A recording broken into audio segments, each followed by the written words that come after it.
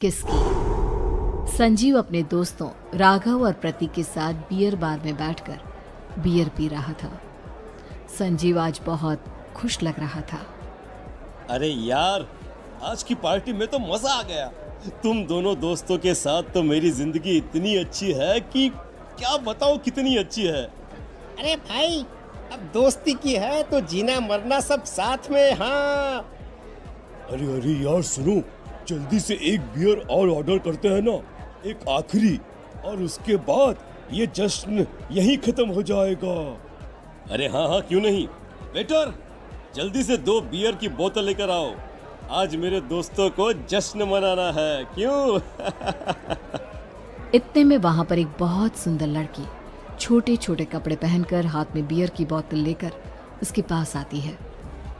ये लीजिए, आपने बियर ऑर्डर की थी ना, मैं लेकर आ गई।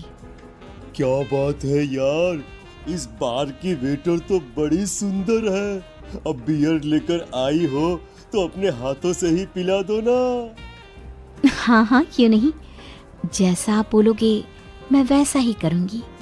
क्या बात है यार, अब तो लगता है रोज यहीं आना पड़ेगा।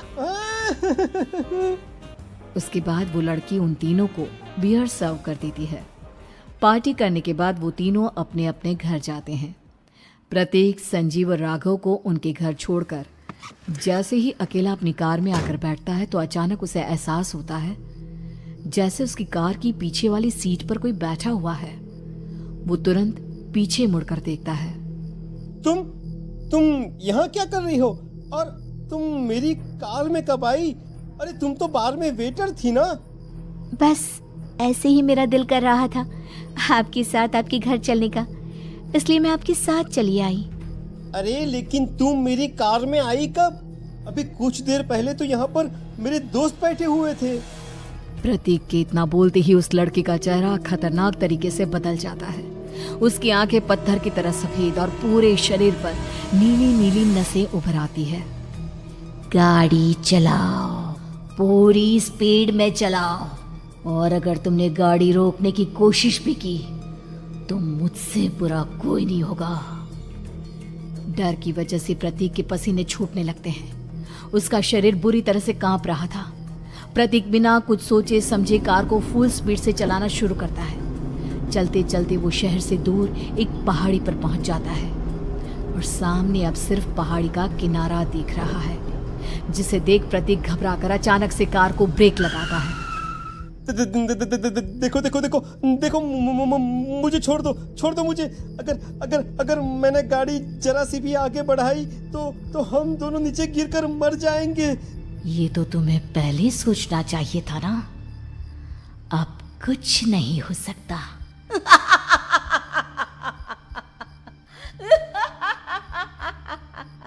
छोड़ दो मुझे। नहीं प्लीज मुझे छोड़ दो। प्लीज मुझे जाने दो। छोड़ दो मुझे। गाड़ी आगे बढ़ाओ। और तभी अचानक से बिना प्रतीक के स्टार्ट किए उनकी कार आगे बढ़ती है और गहरी खाई में गिर जाती है। उसके चीखने की आवाजें चारों तरफ सुनाई देती है।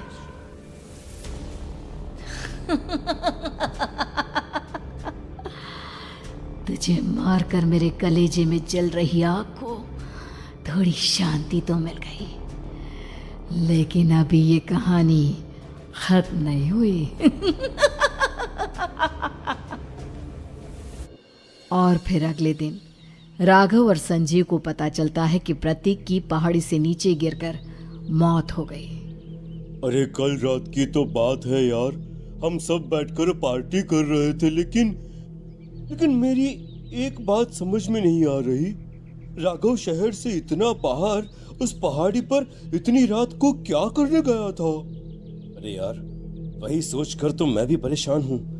हम दोनों को छोड़ने के बाद तो वो सीधा अपने घर जाने वाला था, और वो आत्महत्या क्यों करेगा भाई? कल रात तक वो कितना खुश था, हमारे साथ सेलिब्रेट कर रहा था। हाँ, लेकिन पुलिस ने तो यही कहा है कि प्रतीक ने अपनी कार को जानबूझकर पहाड़ी से नीचे गिरा दिया और आत्महत्या कर ली। अरे यार संजीव, मेरी तो कुछ भी समझ में नहीं आ रहा है। चल ठीक है, अब मैं अपने घर जाता हूँ। Okay, bye.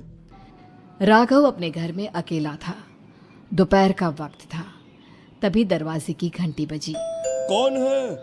अरे 1 मिनट रुको, अभी आता हूँ। राघव ने जैसे ही दरवाजा खोला उसने देखा कि सामने एक बहुत खूबसूरत लड़की खड़ी हुई है। कौन है आप और यहाँ किससे मिलने आई हैं? देखिए ना, बाहर बारिश शुरू हो गई थी, मेरी गाड़ी खराब हो गई है। आपका घर नजर आया तो सोचा कुछ हेल्प ले लेती हूँ। क्यों नहीं, आइए ना, आइए आइए। मेरे कपड़े पूरे भीग चुके हैं, क्या आपके पास टॉवल मिलेगा प्लीज? राघव अपने बाथरूम से एक टॉवल लाकर उस लड़की को देता है। थैंक यू सो मच, अब मैं चलती हूँ। अरे इतनी क्या जल्दी है? आप चाहे तो बारिश रुकने तक यहाँ पर रुक सकती हैं। हाँ। लड़की ने पलटकर राघव की तरफ देखा। नहीं, मुझे जाना होगा, मेरा काम बाकी है।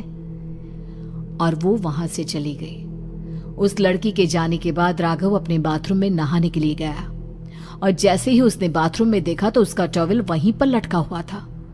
उसने टॉवल हाथ में लिया तो देखा कि उसका पूरा टॉवल खून के धब्बों से सना हुआ है। अरे अरे ये क्या? ये टॉवल तो मैंने उस लड़की को दे दिया था। ये वापस मेरे बाथरूम में कैसे आ गया? और इस पर ये खून के धब्बे कहां से आ गए? राघव ने आईने में देखा तो उसकी गर्दन पर एक बड़ा सा चाकू का कट लगा हुआ था जिससे खून बह रहा था, जिसे देख राघव के होश उड़ गए। हाँ, अरे ये क्या? मेरी गर्दन इतनी ज्यादा कटी हुई है और मुझे दर्द भी नहीं हो रहा है। ये क्या हो रहा है मेरे साथ? राघव घबराकर बाथरूम से बाहर आया और अपना मोबाइल उठाकर उसने संजीव को फोन लगाया। संजीव जल्दी से मेरे पास आ जाओ। मुझे लगता है कुछ बहुत बड़ी गड़बड़ है, जल्दी आ जाओ। उधर से आवाज आई, लेकिन वो आवाज संजीव की नहीं बल्कि एक लड़की की थी। कुछ अजीब नहीं हुआ है, बस तुम्हारी मौत तुमसे मिलने आई थी और तुम्हें मारकर चली गई। अब तुम इस दुनिया का हिस्सा नहीं हो राघव, इसलिए तुम्हें अपनी गर्दन के कटने का दर्द भी महसूस नहीं हो रहा। नहीं, ऐसा नहीं हो सकता, ऐसा नहीं हो सकता। कौन हो तुम? तुम्हारी मौत। अब संजीव के पास खबर पहुंचती है कि राघव ने अपने ही घर में चाकू से गर्दन काटकर आत्महत्या कर ली। ये सुनने के बाद संजीव के होश उड़ गए। वो पसीने से तरबतर हो गया और एक अनजाना डर अब उसके दिल को सताने लगा। संजीव के साथ ही उसका एक छोटा भाई राजीव भी रहा करता था। अपने भाई को इस तरह परेशान देखकर राजीव उसके पास आया। अरे भैया, क्या हुआ भैया? आप इतने घबराए हुए क्यों लग रहे हैं? प्रतीक और राघव की मौत, मेरा मतलब मेरी कुछ समझ में नहीं आ रहा भाई। अचानक से मेरे दोनों दोस्तों ने आत्महत्या क्यों कर ली? अरे वो तो मेरी भी समझ में नहीं आ रहा है भैया। हाँ, हो सकता है कि कोई परेशानी होगी और इसीलिए उन्होंने ऐसा किया होगा। हाँ, लेकिन दोनों की जिंदगी में एक साथ परेशानी और दोनों का इतनी खतरनाक तरीके से आत्महत्या करना, कहीं ऐसा तो नहीं मैं भी मर जाऊंगा? अरे आप ऐसी बातें क्यों कर रहे हैं भैया? वैसे ही मैं इतना परेशान हूँ। जब से अंजलि ने मेरा साथ छोड़ा है तब से सब कुछ बहुत अजीब सा हो गया है। रोज रात को डरावने सपने आते हैं। ऐसा लगता है जैसे अंजलि बार बार मेरे सपनों में आकर मुझे डराने की कोशिश करती है। अंजलि का नाम सुनते ही संजीव की आंखें फट गई और उसके गले में आवाज अटक गई। उसके चेहरे पर घबराहट साफ नजर आ रही थी। कौन थी वो लड़की जिसने प्रतीक और राघव को आत्महत्या की आड़ में मौत के घाट उतार दिया? और कौन थी अंजलि जो बार बार राजीव के सपनों में आकर उसे डरा रही थी? अंजलि का नाम सुनकर संजीव इतना घबरा क्यों गया? इन सवालों के जवाब जानने के लिए देखिए इस खतरनाक कहानी का अगला भाग।